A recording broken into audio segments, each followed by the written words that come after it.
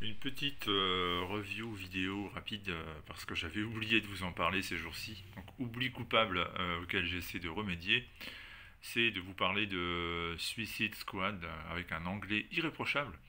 Suicide Squad. Get Joker, c'est signé Brian Azzarello et Alex Maliv. Alors c'est comme vous préférez, c'est du bulgare à la base, alors normalement ça devrait être plutôt du Malev, mais je vous empêche pas de dire Maliv si vous le souhaitez. Donc c'est sorti sur le Black Label DC Comics avec un joli Joker complètement dingue en couverture.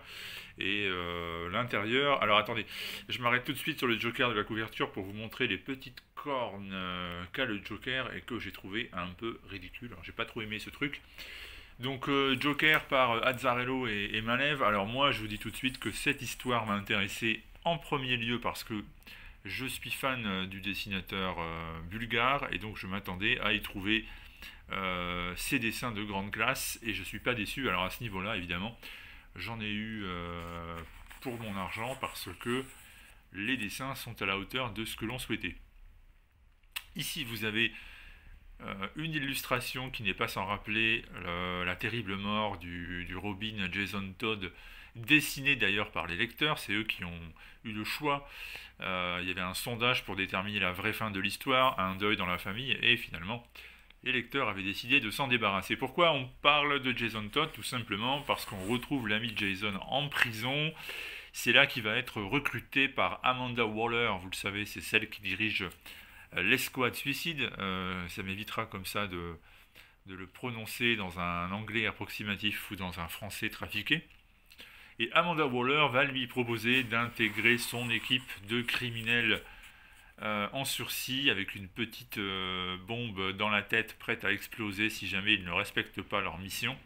C'est la manière qu'elle a de les contrôler. Et la mission, ça va être de se débarrasser du Joker. Alors Jason Todd, il a de bonnes raisons pour s'en débarrasser, hein, puisque c'est le Joker qui l'a tué. Donc normalement, ça vous motive un homme.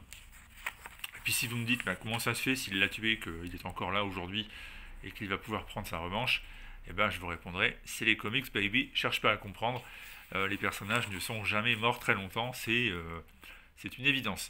Voilà, donc ce Get Joker, il est visuellement très intéressant, il est narrativement par contre beaucoup plus défaillant. C'est-à-dire que je suis un peu déçu par l'histoire. Hein. Chez Urban Comics, Dieu sait s'il y a des trucs magnifiques en ce moment, mais Get Joker ne rentrera pas dans le top 10 des parutions urbaines de l'année. Alors, Azzarello, ça part plutôt bien. Le pitch de départ me plaît. Les personnages de la Suicide Squad présents dans cet album ne sont pas forcément ceux auxquels vous vous attendez. Il y a des personnages complètement inconnus, nouveaux, de série B presque, et ils sont tous bien finalement caractérisés. Ils ont tous une particularité intéressante, des vrais losers, mais losers attachants. Et puis il y a forcément, évidemment, Harley Quinn, elle aussi. Il s'agit de s'attaquer au Joker, alors forcément Harley Quinn va être de la partie et son rôle va être absolument fondamental. Mais par contre, bah écoutez, déjà à la base, cette mini-série c'était prévu pour faire écho au film de James Gunn. Et le problème, c'est qu'elle a eu du retard, que le dernier numéro est sorti bien après le film de James Gunn. Du coup, en fait, c'était un peu, c'était tout simplement mal barré depuis le départ. Et on le ressent à partir de la seconde partie, notamment quand l'histoire commence un peu à patiner, quand certaines idées ne sont pas exploitées, quand on a l'impression que finalement, eh bien, cette histoire qui avait tout pour être jouissive finit par être beaucoup plus banale qu'elle ne le semble. Alors c'est dommage, je répète, parce que là, je feuillette distraitement les pages, mais c'est beau. C'est vraiment beau. Enfin, en tout cas, c'est beau selon mes critères. Je trouve ça très intéressant.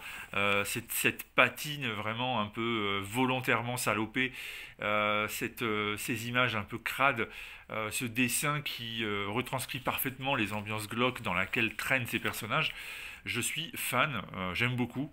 Mais je vous répète, il aurait fallu peut-être quand même une histoire qui soit un peu plus puissante que celle-ci. Là, ça manque de souffle, ça manque d'épique, et on a même l'impression que ça manque un peu de direction. Voilà, c'est dommage parce que le Black Label, les albums Black Label chez Urban sont publiés dans un format qui est très joli. C'est de la qualité vraiment.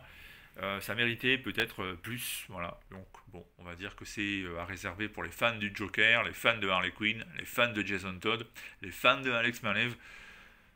Et ceux qui doivent se décider entre tout un tas d'albums, mais ne sont pas spécialement fans de ce que j'ai cité avant, bon, bah écoutez, je ne vais pas vous raconter que c'est, pour vous en tout cas, indispensable.